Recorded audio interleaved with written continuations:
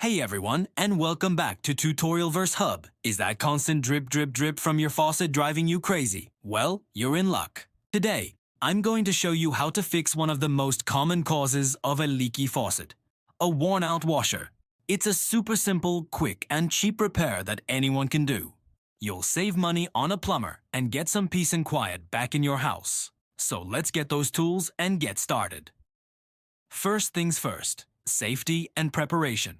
The most important step is to turn off the water supply to the faucet. You'll usually find two shut-off valves under the sink, one for hot and one for cold. Turn them clockwise until they're tight. If you don't have valves under the sink, you'll need to shut off the main water supply to your house. Once the water is off, turn the faucet handle on to drain any remaining water in the line. You'll also want to plug the sink drain with a rag or a stopper. Trust me, you don't want to lose a tiny screw down there. Now let's gather our tools. You won't need much. A flathead and a Phillips head screwdriver, a pair of adjustable pliers or a wrench, and of course, your new replacement washers. You can buy a variety pack of washers at any hardware store for just a few dollars. It's a good idea to have a few different sizes on hand, since you won't know the exact size you need until you take the faucet apart. Alright, let's start the disassembly. Most faucet handles have a decorative cap on top. You can gently pry this off with a small flathead screwdriver. Be careful not to scratch the finish. Underneath, you'll find a screw. Use your Phillips head screwdriver to remove it. Once the screw is out, you should be able to lift the handle straight off. If it's a bit stuck, you can wiggle it gently back and forth. With the handle removed, you'll see the packing nut. This is what holds the valve stem in place. Take your adjustable pliers or wrench, adjust it to fit the nut, and turn it counterclockwise to loosen and remove it.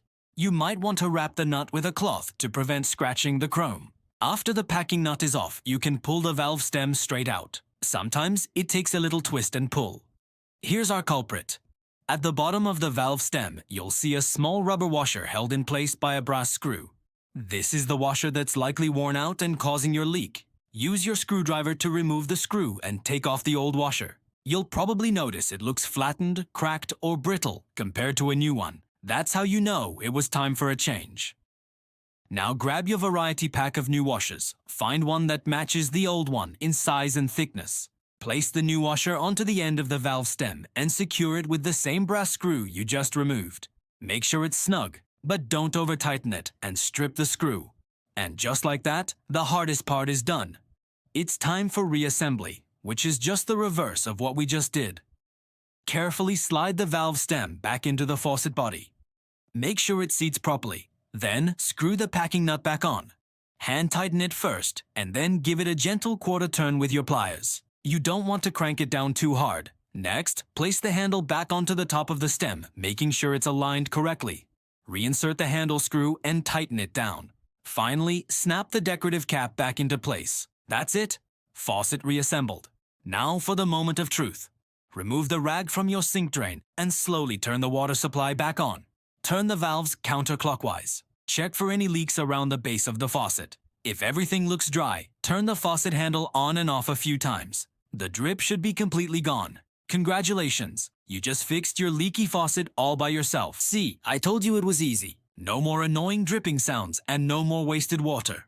You've saved money and learned a valuable new skill. If you found this tutorial helpful, please give this video a thumbs up and consider subscribing for more easy home repair projects. If you have any questions, drop them in the comments below. Thanks for watching, and I'll see you in the next video.